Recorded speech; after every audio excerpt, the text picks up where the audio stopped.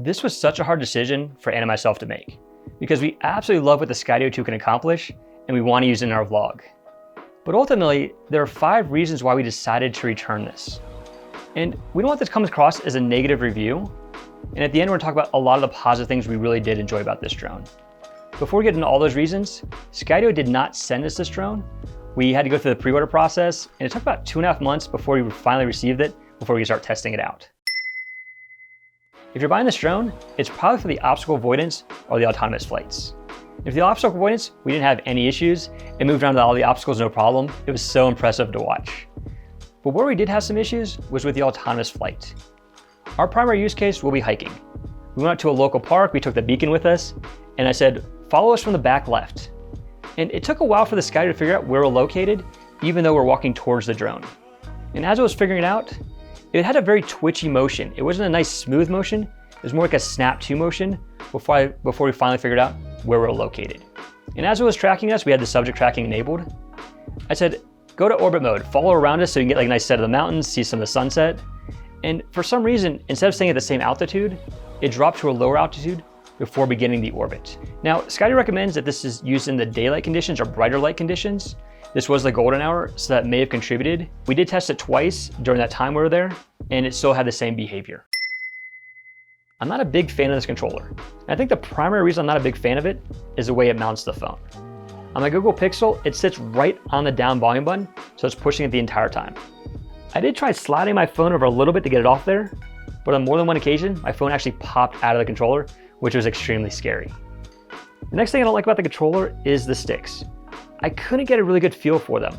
And if I used the pinch method or the thumb on top method, I'd find myself yawing left or yawing right if I was ascending or descending. Maybe a few more hours on the controller would help me kind of mitigate that behavior, but I just didn't get a very good feeling for the sticks. Switching gears is some of the nice to haves. I would love to be able to charge my phone from the controller. It currently doesn't do that. I would also have a button that switched between photo mode and video mode. Then on the upper right hand side, there's a digital zoom button.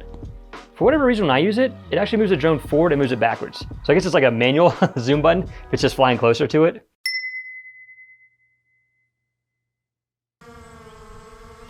Oh, weird. But I would love to be able to reprogram this button to do ISO shutter. I find that would be a little bit more helpful than a digital zoom. And lastly, I would love to be able to store this cable with the controller.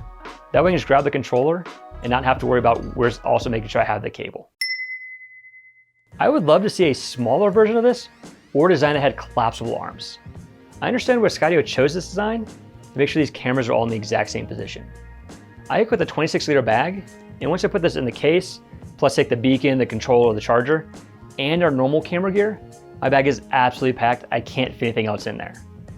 Last June, we went on a hiking trip together, and when we got to the top, it started snowing. And so having this extra clothing, having the extra layers was so beneficial to make sure you actually enjoy the rest of our hike.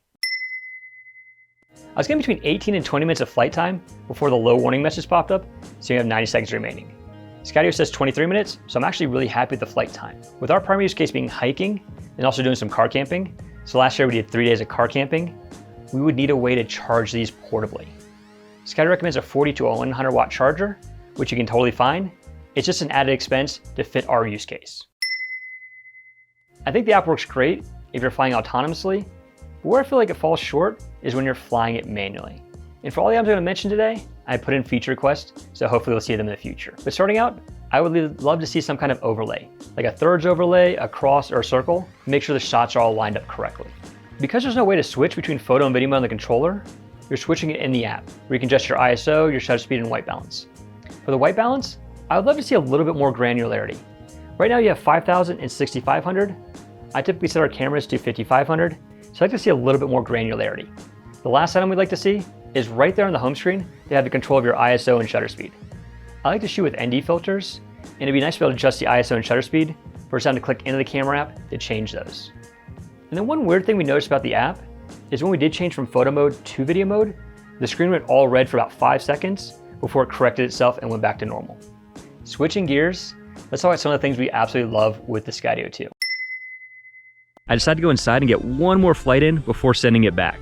There's so many things I love about the Skydio 2. So I'll talk about the camera system and I'll talk about the company. For the camera system, we were blown away by the image quality. It was so good. And then for the ND filters, if you like using ND filters, they attach on and attach off so easily. It makes it so simple. And lastly is the range of motion. It has fantastic range of motion. And then one more bonus thing is I love the case landing. When you go to land it, it lines up with the case and then automatically lands it. So switching gears and talking about the company. Every time we've interacted with them, they've made us feel like family, whether it's on social media or reaching out to their support. Absolutely love it. And one of the cool things is when you open up the box, they have a letter from the CEO thanking you for purchasing it. So those are all the great things we'll talk about for right now. We absolutely love Skydio 2, and even though it didn't work for us today, we're hoping with the next edition, the next version, that it will work for us.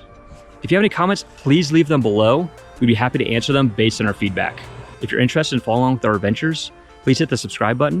We release a new video on the 1st and the 15th of the month, and we'd love to take you along with our adventures. Have a great day.